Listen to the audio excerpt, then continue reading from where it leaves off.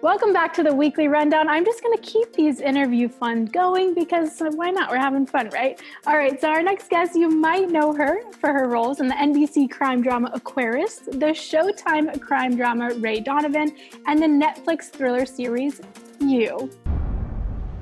What do you want, Candace? You did it again, didn't you? Please welcome Ambyr Childers. Hi, Ambyr. Hi. Thank you so much for joining me today. I'm so excited to talk to you and get to know you a little more. Thank you for having me.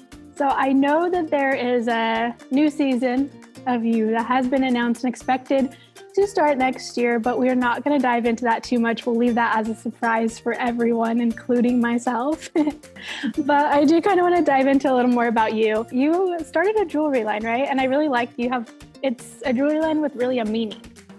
Can we talk about that a little bit? Yeah, sure.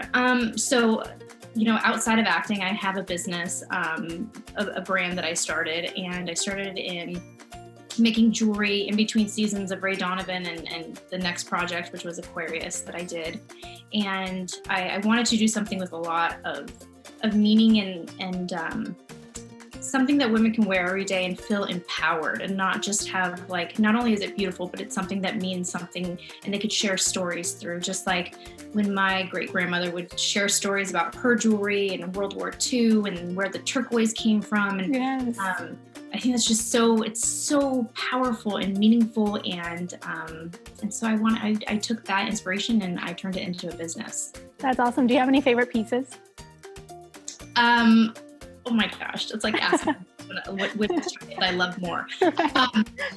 So I love both of my children equally, but I love the Rise Totem piece. So I don't know if you could see this one, but it's a native symbol with two X's, and it's two sisters side by side that are bonded in a relationship of the soul.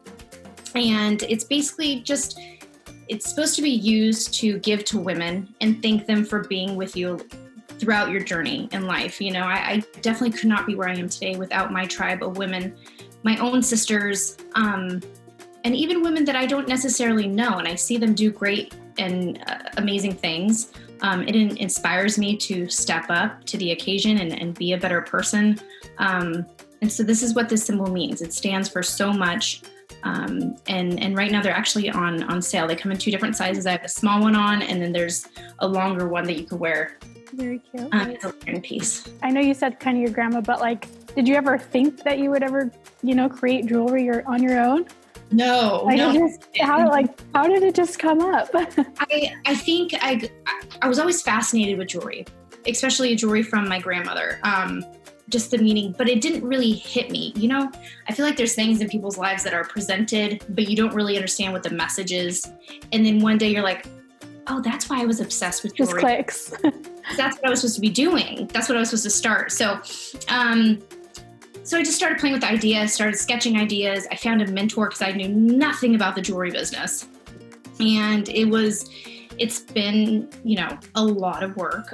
It's a labor of love for sure. But I've learned so much about myself through this process, about what my message is. I think it's really important for me, just like acting. I love what I do in that area for a reason. And I wanted to just create another passion, another artistic outlet for myself.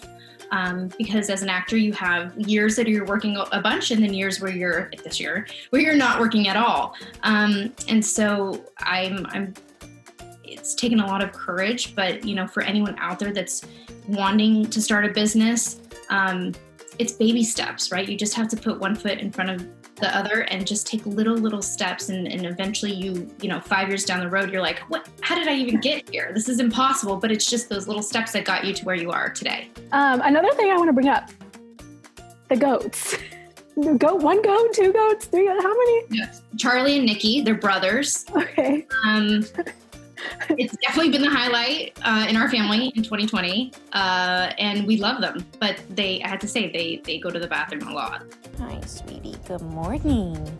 Did you sleep good? They're so cute. They're so darn cute. Now, were you thinking of getting a dog and then a goat just came up, or why a goat?